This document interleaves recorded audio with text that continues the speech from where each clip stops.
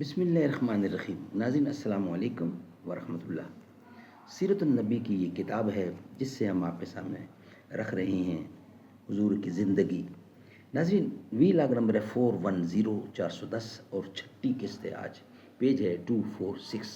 ناظرین main heading چل رہا ہے غزوہ بنی مستلق یا غزوہ مریسی سن 5 یا 6 ہجری. ناظرین یہ کتاب جس کا ٹائٹل ہے الرحیق المختوم یعنی سیرت النبی صلی اللہ علیہ وآلہ وسلم،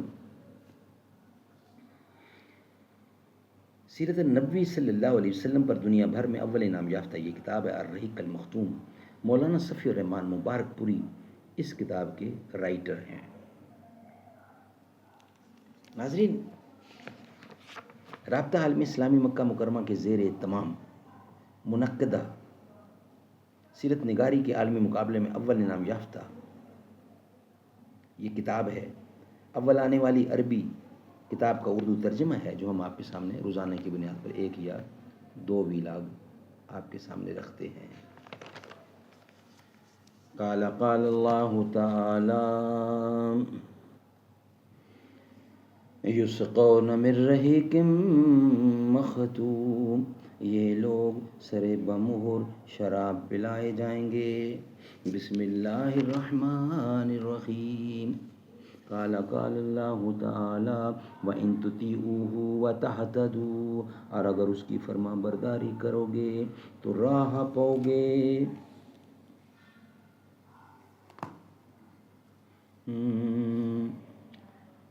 عروج آدم خاکی سے انجم سہمے جاتے ہیں کہ یہ ٹوٹا ہوا تارا میں کامل نہ بن جائے. ملے گا منزل مقصود کا اسی کو سراغ، اندھیری شب میں چیتے کی آنکھ جس کا چراغ. وجود زن سے ہے تصویر کائنات میں رنگ، اسی کے ساز سے ملے زندگی کا سوز دوراں، اسی کے ساز سے ہے زندگی کا سوز دوراں. ناظرین پچھلی ویلاگ میں قرآن کریم کی آیات یعنی کہ اسی طرح ابن ابی اور اس کے رفقا نے جنگ خندق میں مسلمانوں کے اندر اضطراب اور کھلبلی مچانے اور انہیں مرعوب و دہشت زدہ کرنے کے لیے طرح طرح کے جتن کیے تھے، جس کا ذکر اللہ تعالیٰ نے سورۃ احزاب کی حسب ذیل آیات میں کیا ہے. وہ پچھلے ویلاگ میں ہم آپ کے سامنے رکھ رہے ہیں. اب اس کا ہم ترجمہ آپ کے سامنے رکھیں گے. اور جب منافقین اور وہ لوگ جن کے دلوں میں بیماری ہے کہہ رہے تھے کہ ہم سے اللہ اور اس کے رسول نے جو وعدہ کیا تھا وہ محض فریب تھا، دھوکہ تھا، اور جب ان میں سے ایک گروہ کہہ رہا تھا کہ اے یثرب والو اب تمہارے لیے ٹھہرنے کی گنجائش نہیں لہٰذا پلٹ چلو، اور ان کا ایک فریق یہ کہہ کر نبی سے اجازت طلب کر رہا تھا کہ ہمارے گلے ہمارے گھر کھلے پڑے ہیں، یعنی ان کی حفاظت کا انتظام نہیں. حالانکہ وہ کھلے پڑے نہ تھے، یہ لوگ محض بھاگنا چاہتے تھے. اور اگر خدا اور اگر شہر کے اطراف سے ان پر دھاوا بولا نہ گیا ہوتا اور ان سے فتنے میں شرکت کا سوال کیا گیا نہ ہوتا تو یہ اس میں جا پڑتے اور بمشکل ہی کچھ رکتے. انہوں نے اس سے پہلے اللہ سے عہد کیا تھا کہ پیٹھ نہ پھیریں گے اور اللہ سے کیے ہوئے عہد کی باز پرس ہو کر رہنی ہے. آپ کہہ دیجئے کہ تم موت یا قتل سے بھاگو گے تو یہ بھگدڑ تمہیں نفع نہ دے گی، اور ایسی صورت میں تمتع کا تھوڑا ہی موقع دیا جائے گا. آپ کہہ دیں کہ کون ہے جو تمہیں اللہ سے بچا سکتا ہے اگر وہ تمہارے لیے برا ارادہ کرے یا تم پر مہربانی کرنا چاہے، اور یہ لوگ اللہ کے سوا کسی اور کو حامی و مددگار نہیں پائیں گے. اللہ تم میں سے ان لوگوں کو اچھی طرح جانتا ہے جو روڑے اٹکاتے ہیں اور اپنے بھائیوں سے کہتے ہیں کہ ہماری طرف آؤ، اور جو لڑائی میں محض تھوڑا سا حصہ لیتے ہیں، جو تمہارا ساتھ دینے میں انتہائی بخیل ہیں. جب خطرہ آ پڑے تو آپ دیکھیں گے کہ آپ کی طرف اس طرح دے دیں گے، پھرا پھرا کر دیکھتے ہیں آپ کی طرف اس طرح دیدے یعنی آنکھیں پھیر لیں گے، اس طرح دیدے پھرا پھرا کر دیکھتے ہیں جیسے مرنے والے پر موت طاری ہوتی ہے یا ہو رہی ہے، اور جب خطرہ ٹل جائے تو مال و دولت کی حرص میں تمہارا استقبال تیزی کے ساتھ چلتی ہوئی زبانوں سے کرتے ہیں۔ یہ لوگ در حقیقت ایمان ہی نہیں لائے، اس لیے اللہ نے ان کے اعمال اکارت کر دیے ہیں، اور اللہ پر یہ بات آسان ہے۔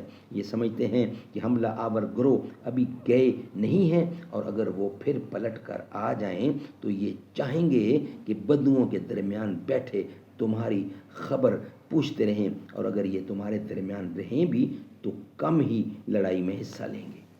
ان آیات میں موقع کی مناسبت سے منافقین کے اندر انداز فکر، طرز عمل، نفسیات اور خود غرضی اور موقع پرستی کا ایک جامع نقشہ کھینچ دیا گیا ہے۔ ناظرین، انشاءاللہ اس سے باقی حصہ ہم نیکسٹ ویلاگ کی صورت میں آپ کے سامنے رکھیں گے۔ یہ ویلاگ ہمارا یہاں ہی مکمل ہو گیا ہے۔ آج کا یہ ویلاگ تھا جو ہم نے آپ کے سامنے رکھ رہے تھے۔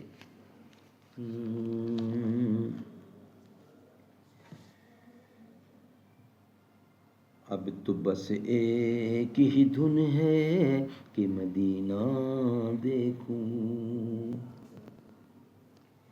اب تو بس ایک ہی دھن ہے کہ مدینہ دیکھوں، آخری وقت میں کیا رونق دنیا دیکھوں، فکر و فاقہ ہی رہا جس کے مکینوں کا نصیب، چشم عبرت سے میں وہ مسکن زہرا دیکھوں، از افق تا بے افق ایک جلوہ دیکھوں، جس طرف آنکھ اٹھے روضہ والا دیکھوں، میں کہاں ہوں یہ سمجھ لوں تو اٹھاؤں نظریں، دل سنبھل جائے تو میں جانب خضرا دیکھوں، میں نے جن آنکھوں سے دیکھا ہے کبھی شیر نبی، اور ان آنکھوں سے اب کیا کوئی جلوہ دیکھوں، اب تو بس ایک ہی دھن ہے کہ مدینہ دیکھوں۔